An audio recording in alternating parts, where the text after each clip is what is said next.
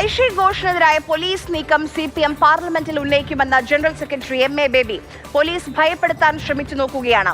രാജ്യത്തെ യുവാക്കൾ ഭയത്തെ അതിജീവിച്ചുവെന്ന് ജന്തർ മന്ദർ തെളിയിച്ചു എന്നും MA ബേബി പറഞ്ഞു.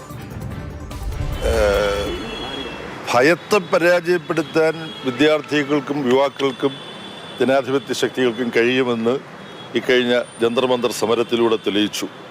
CJPയും SFIയും ISIയും ISFും ജനങ്ങളും മാധ്യമങ്ങളും ഒക്കെ വലിയ പങ്ക് വഹിച്ചു.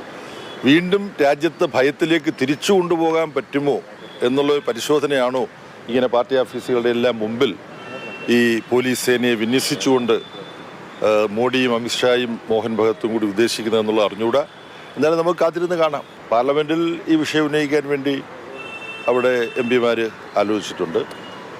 പിന്നെ ഐഷിയുമായി ബന്ധപ്പെട്ട വിഷയത്തിൽ കോടതിയിലൂടെ എന്ത് പരിഹാരം കണ്ടെത്താൻ പറ്റുമെന്നുള്ളത് വക്കീലന്മാർ നോക്കുന്നുണ്ട്.